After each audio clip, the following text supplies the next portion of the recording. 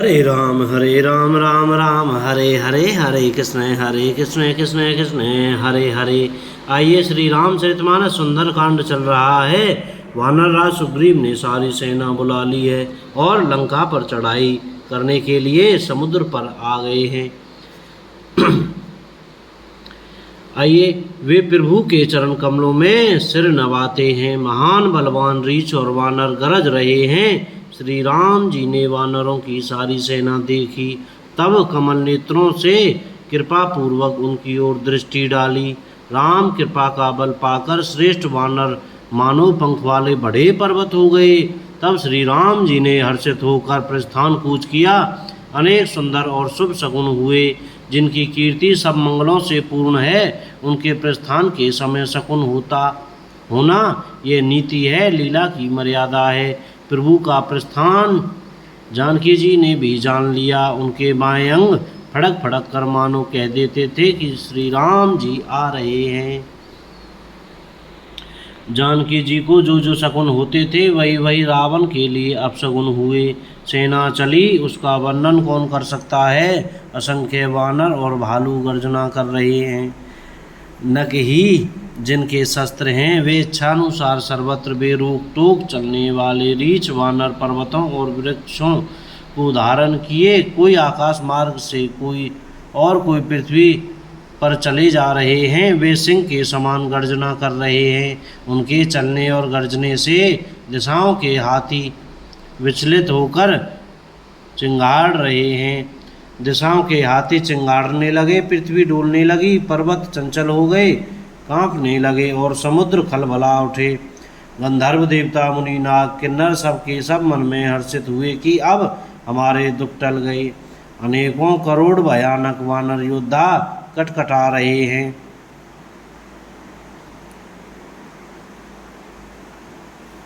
और करोड़ों ही दौड़ रहे हैं।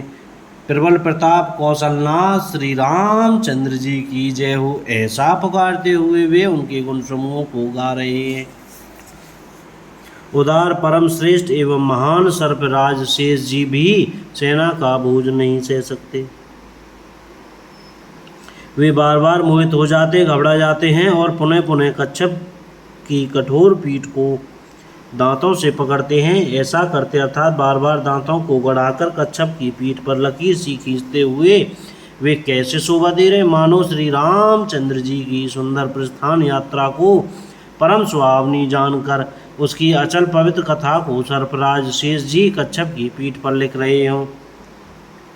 इस प्रकार के पानिधान श्री राम जी समुद्र तट पर जा उतरे। अनेकों रीछ वानर जहाँ तहाँ फल खाने लगे। वहाँ लंका में जब से हनुमान जी लंका को जलाकर गए, तब से राक्षस भयभीत रहने लगे।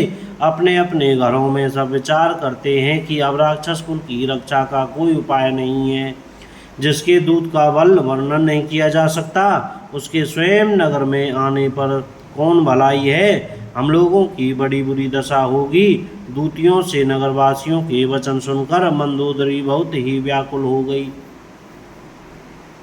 वह एकांत में हाथ जोड़कर पति रावण के चरणों लगी और नीति रस में पगी हुई वाणी बोली, हे प्रियतम, श्री हरि से विरोध छोड़ दीजिए।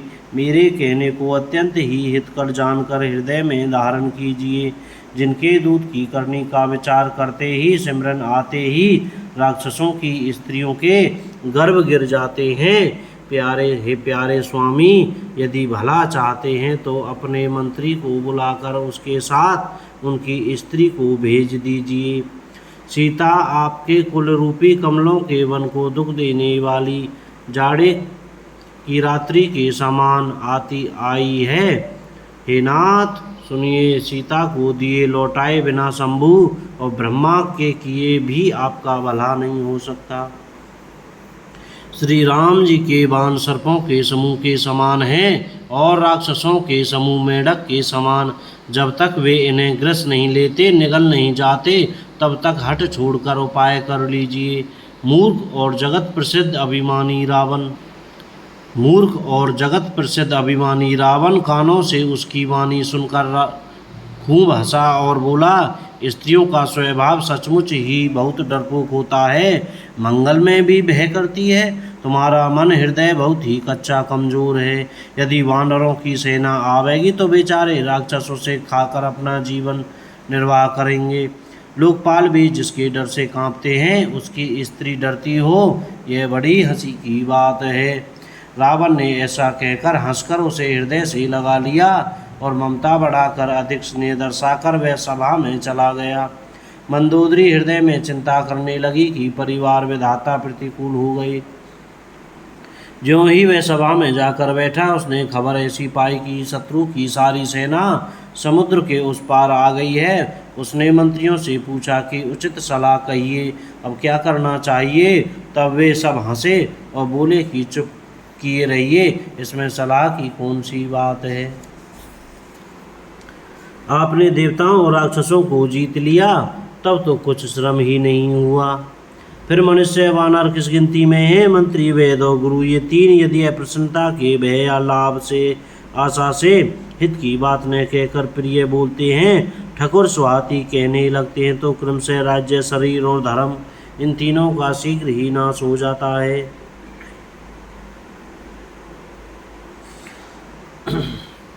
रावण के लिए भी वही सहायता संयोग आ बनी है। मंत्री उसे सुना सुना कर मुंह पर स्तुति करते हैं। इसी समय अवसर जानकर विभीषण जी आ गए। उन्होंने बड़े भाई के चरणों में सिर नवाया।